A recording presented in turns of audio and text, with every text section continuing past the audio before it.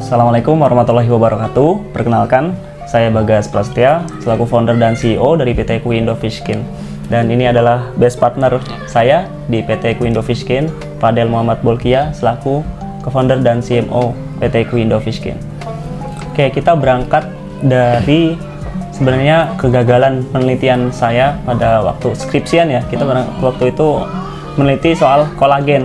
Nah, kemudian di situ kita gagal, akhirnya banting setir tuh meneliti kandungan nutrisi dan keamanan dari produk kulit ikan. Dan sebenarnya keresahan kami sih terhadap angka konsumsi ikan di Indonesia itu yang sangat rendah ya.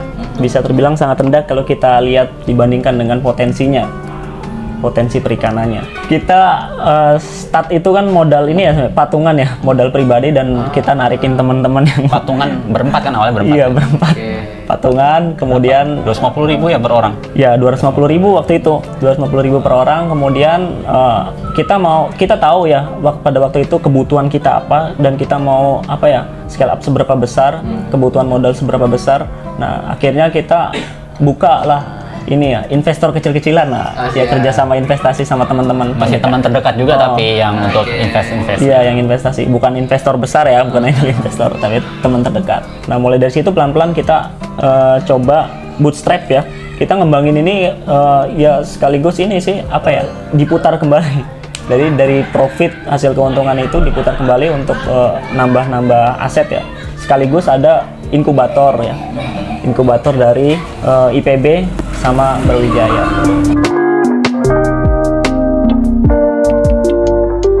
Kalau saya pribadi sih ya manusiawi lah ya. Pasti ada sih di saat-saat seperti itu ya, di saat mungkin terpuruknya kondisi perusahaan ya. Apalagi momen ya ketika katakanlah memang CEO kan ya, tapi kan ternyata ya nggak eksekutif everything. Everything kita kerjain. Kok kita mungkin kita bisa mulai dari awal pagi banget gitu ya kan, sampai sore, tapi hasilnya kok kayak belum imbang gitu ya. Ya tapi kembali lagi ke misi utama sih. Kalau memang cuan yang dicari ya pasti yang mendingan kerja aja lah. Tapi kalau memang cuan nanti dulu lah, tapi kebermanfaatan dulu yang kita kejar ya. Insya Allah itu bisa menguatkan sih. Kita berdiri mulai start itu di September 2020, tepatnya tanggal 26 lah ya, hampir 2 tahun ya. Mulai dari kita ya pasti selalu ya, namanya bisnis kita akan selalu dihadapi dengan sesuatu yang nggak pasti. Itu pasti terjadi di usaha ya, sesuatu yang nggak pasti ada. Mulai dari bahan baku ya, kita waktu itu trial berapa kali deh. Sering lah. Sering ya.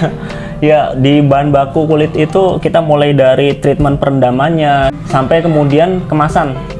Nah, di kemasan ini kita juga punya cerita. Kita nggak, ya kalau sekarang ngelihatnya kuih kayak apa ya, glowing banget ya, glamor ya. Nah, ini sebenarnya hasil dari ketika kita terima komplain justru dari salah satu mitra kami, mitra reseller ya. Waktu itu kita dapat cukup besar orderan. Nah, kemudian di situ kita dikomplain karena memang usia simpannya.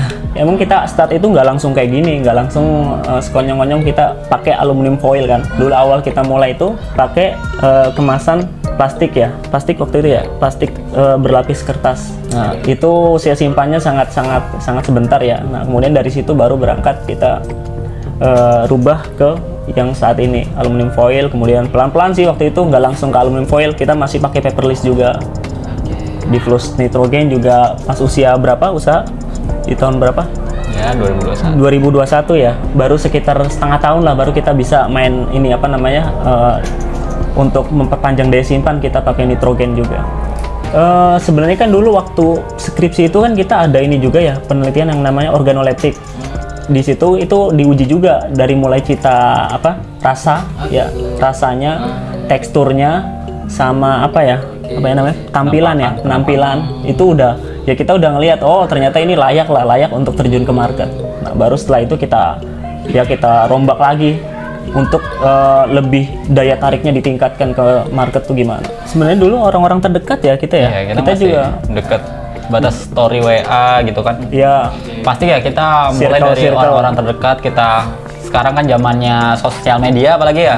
orang gampang jualan cuman bermodalkan di-upload di sosmed, di WA, atau ditawarin di ya teman-teman sekitar. Awalnya pasti kita bikin pre-order dulu dengan membawa produk ini, karena produk ini juga sebenarnya bukan produk yang udah banyak di pasaran ya, masih beberapa brand. Jadi orang dengar kata keripik kulit ikan ya, jadi dari teman-teman itu udah mulai ya apa nih, beli, pesan pre-order, karena kita basisnya masih pre-order, kita nggak stok barang. Nah mulai dari situ pelan-pelan baru kita coba meluaskan pasar lagi lewat marketplace, lewat kemitraan reseller, ada dropshipper dan lain-lain. Berarti modal awal itu karena sistemnya PO ya? Iya, Sistemnya PO. bener PO itu, inget banget. PO pertama, dan itu mendapat respon yang cukup baik ya. Berapa orang tuh yang Gitu. ikut PO tuh mas? Di awal tuh ya? Di awal kita masih ingat PO itu masih 100 pieces kita buka, dan itu langsung habis dalam waktu berapa hari, masih ingat nggak? Iya, udah 3 Kalau nggak salah 3 harian ya.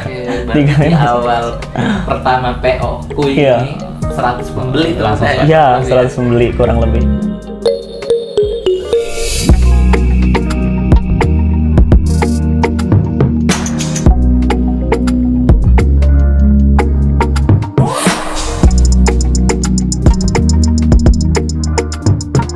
Ya kalau untuk produk kita sendiri ya, untuk secara digital, sosial media kita udah bisa dibeli di marketplace. Kita ada di Tokopedia, Shopee.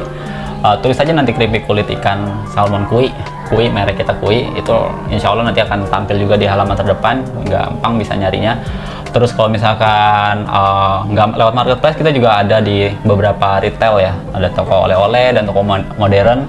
Yang terbaru kita ada di M Block Market, yang daerah Jabodetabek mungkin tahu ya, M Block Market itu baru buka. Terus terdekat kita juga akan ada di Hypermart ya, jadi bisa nanti temuin di sana. Terus juga di toko oleh-oleh sih yang utama, di beberapa kota kita udah ada, Jakarta, Bali, Jember, Malang, Batam, dan masih banyak lain. Jadi mudah untuk ditemukan. Oke, tinggal nanti kunjungin aja langsung ke @kulitikan.id.